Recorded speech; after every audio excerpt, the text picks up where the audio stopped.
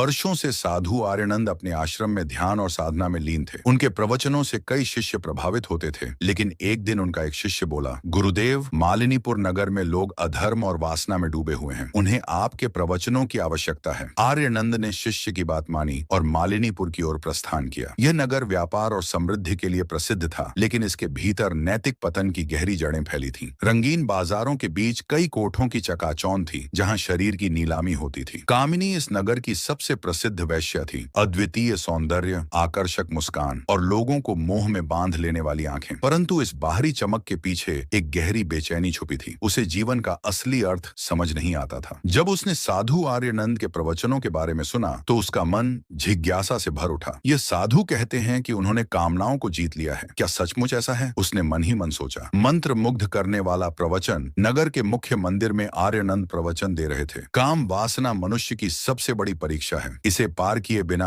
आत्मा की मुक्ति असंभव है। नगर के लोग मंत्र मुग्ध थे, लेकिन कामिनी के मन में सवाल उठे। वह मुस्कुराई और सोचा, कहना आसान है, पर क्या सच में यह संभव है? रात की चुनौती। रात के समय जब आर्यनंद एक कुंज में ध्यान मग्न थे, कामिनी ने उनके पास जाने का साहस किया। गुरुदेव, क्या मैं कुछ पूछ सकती हूँ? उसने चुनौती भरे स्वर में कहा। आर्यनंद ने आंखें खोली। पूछो, क्या आपने सच में कामनाओं पर विजय पा ली है? क्या आप जानते हैं कि यह कितनी बलशाली होती है? आर्यनंद कुछ क्षण मौन रहे, फिर बोले, यह कठिन है पर संभव है। आत्मा को जानने वाला इसे जीत सकता है। कामिनी ने हंसते हुए कहा, तो क्या आप इसे साबित कर सकते हैं, या यह केवल शब्दों का माया जाल है? आर्यनंद को महसूस हुआ कि उसकी चुनौती में अहंकार नहीं, बल्कि एक गहरी पीड़ा छुपी थी। उन्होंने कहा, तुम्हारा प्रश्न महत्वपूर्ण है, लेकिन इसका उत्तर केवल तुम्हारे अतीत को समझकर ही दिया जा सकता है। क्या तुम अपनी कहानी मुझे बताओगी? कामिनी असमंजस में थी। फिर उसने धीरे से कहा, मैंने जीवन में केवल दो चीजें देखी, वंचना और वासना। बचपन में मेरे पिता ने मुझे बेच दिया, कोठे पर पली बड़ी, जहां हर दिन मेरी मासूमियत का सौदा हुआ। लोग मुझे केवल एक वस्तु समझते हैं, लेकिन क्या मैं केवल एक शरीर हूँ? क्या मेरी आत्मा को शुद्ध होने का अधिकार नहीं? उसकी आंखों में आंसू थे और आर्यनंद के शांत मन में हलचल होने लगी। क्या यह स्त्री, जिसे समाज वैश्या कहता है, वास्तव में इतनी करुणामयी और पवित्र हो सकती है? कामिनी ने तीखे स्वर में पूछा, आप कहते हैं कि मोक्ष का अधिकार सभी को है, लेकिन यह जीत किसकी है? केवल पुरुषों की? क्या यह समाज महिलाओं को सिर्फ उनके शरीर तक सीमित करके मोक्ष की बात कर सकता है? आर्यनंद को पहली बार लगा कि शायद उनकी शिक्षा अधूरी थी। एक नई यात्रा की शुरुआत। आर्यनंद ने कहा, तुम्हारे प्रश्न सही हैं। मैं भी कभी एक सामान्य व्यक्ति था जिसने प्रेम किया था, लेकिन जब वह प्रेम टूटा, मैंने संसार से भागने का मार्ग चुना। पर शायद मोक्ष आत्मा का अधिकार है, शरीर का नहीं। कामिनी ने तीखे स्वर में कहा, तो क्या आत्मा शरीर से अलग होकर जी सकती है? जब तक हम इस शरीर में हैं, क्या हम उसकी जरूरतों और इच्छाओं से बच सकते हैं? आर्यनंद विचार मग्न हो गए। उन्होंने कहा, इसका उत्तर तभी मिलेगा जब तुम और मैं